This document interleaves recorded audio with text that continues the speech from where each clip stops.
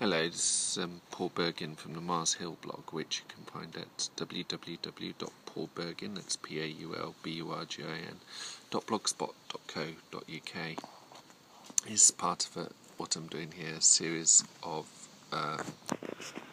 vlogs about the significant moments in Arctic and Antarctic exploration in the last 170 years, starting the Franklin expedition and going on well into the late 70s and early 80s with key moments. Today I'm going to talk about the Scott Amundsen race to the South Pole. Officially it wasn't a race, but to all intents and purposes it was, not least Amundsen treating it as such. This was from 1910 to 1912, and it was still is fairly controversial, not least over Scott's conduct and not least over Amundsen's attitude. Scott made it very clear after his first expedition, particularly after Shackleton's attempt during the Nimrod expedition, that he would make another attempt at the South Pole. In this time he would make a determined effort to go all the way. He would learn from Shackleton's errors, and one suspects he would learn from his own on his first expedition. It was also meant that because he wasn't expecting competition to be a scientific expedition as well, one of which was considered during, I believe, Shackleton's expedition, which he regarded as foolhardy, a small team of 3 going to collect emperor penguin eggs in the dead of winter, Antarctic winter. We're talking constant darkness, minus 60, 70 degrees, high winds, and yet 3 of them, Wilson, Bowers and absolutely Cherry Gard, did that, came back with these eggs. But Amundsen was ambitious for the South Pole. His aim was for the North Pole, but with the Cook-Peary controversy, which I touched on earlier, where it was probable that neither had reached the North Pole, but the common view was that Peary did. Meant that Amundsen's fund was essentially stolen, so he turned his attention south. But being aware of Scott's plans and of the good relations between the fledgling country of Norway and the United Kingdom, not least because the Queen Consort of Norway was the youngest daughter of King Edward VII of Great Britain, Amundsen kept his plans fairly secret until the very last moment when he was going to be doing. He gave the impression he was going to have an Arctic expedition, which may or may not involve the North Pole. For that, Fridtjof Nansen loaned him his boat, the Fram, which was well adapted to the ice, and it was only when he was on his way he let everyone know that he was heading south. By the time Scott realised, he was pretty much on his way as well, and all his plans were made. Now, could have changed his plans, but that would have been very foolish. I agree with Ranulph Fiennes on that assessment. Scott should have gone for dogs, dogs and dogs. I've always held that view. But at the same time, one has to bear in mind that Scott did not expect competition, as Shackleton managed as he did, although Shackleton also faced difficulties, and it was a miracle he came through them.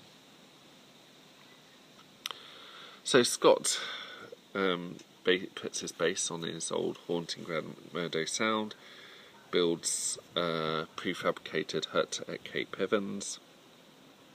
Meanwhile, Amundsen decides to do what Shackleton balked from, which was to build his base on sea, on ice, the actual ice on the Rosyth shelf, there was the possibility the ice could calve and they'd be out to sea, but that was a risk he was prepared to take, given that there'd only appeared to be one major ice breakage in 60 years.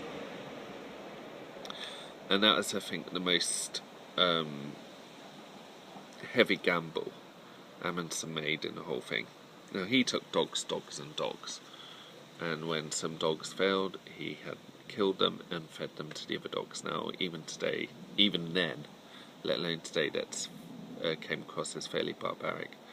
But Amundsen was very determined, and he knew the weather and the environment that he was up against. He was well adapted to polar exploration, and he was always keen to learn from the mistakes of others. And he was also going in a totally uncharted route, whereas Scott was following the route he and then later Shackleton took, until obviously the last 97 miles, which would be new. The engines didn't work properly. One fell through the ice. This is Scott's team. There was one camp where they were stuck for 3 or 4 days, and it got called Shambles Camp, because that's essentially what it became. But the military position, heading off with a whole team of well over a dozen men, breaking it down till there was only 8 on the polar plateau. And then shortly before what they believed to be the furthest south would be broken, 3 of the 8 went. Now, well, the original plan was 4 of the 8 would go back, and the remaining 4 would go, including Scott, would go to the South Pole.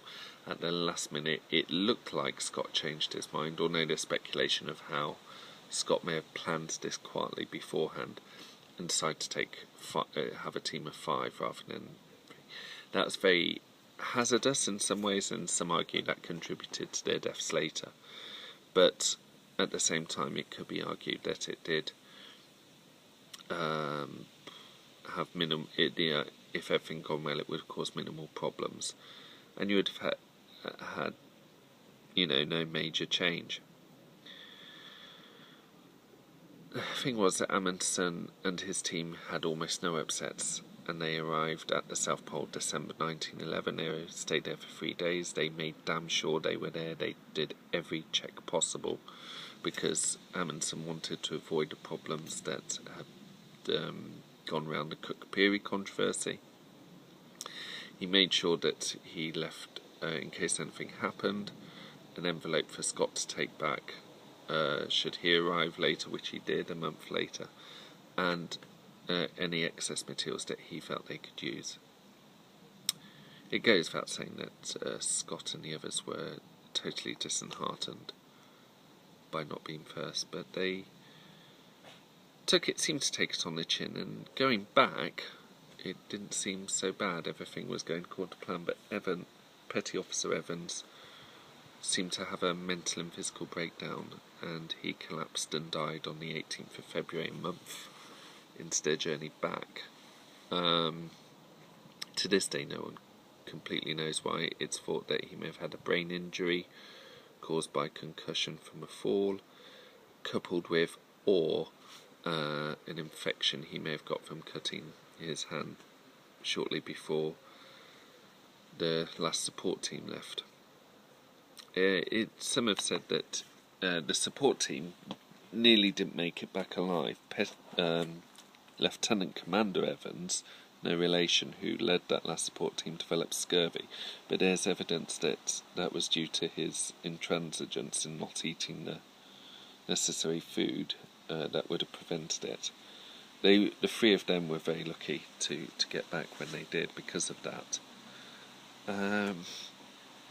With regards to Scott and his men, after Petty Officer Evans' death, initially it still could have, there were still no problems.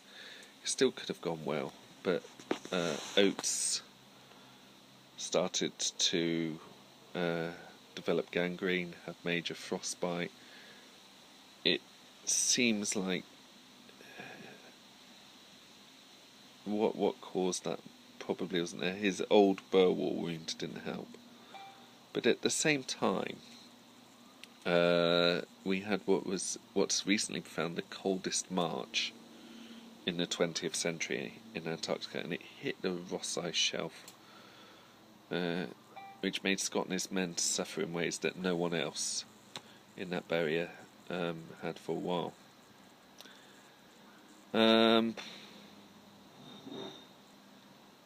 Oates, it came to a point where a decision may have had to have been made about Oates. Oates made it for them. In that mortar phase, he said, I was going out maybe some time, and never came back. They would have helped him. His hands would have been so frostbitten he wouldn't have been able to open the tent by himself. Scott, Wilson and Bowers managed to struggle on another 10 miles or so over the next 5 days. By then I think it was just inevitable they weren't going to make it. There was contradictory evidence from the base camp as to what instructions they would have had to relieve Scott or to help, and that nothing came out there that we know of. And I don't think we'll know the full story of that as to who was responsible, but I do think some of the blame should have gone to Atkinson. Certainly Cherry Goward was put in an impossible position. And Scott, whilst he chopped and changed the rules in his instructions on the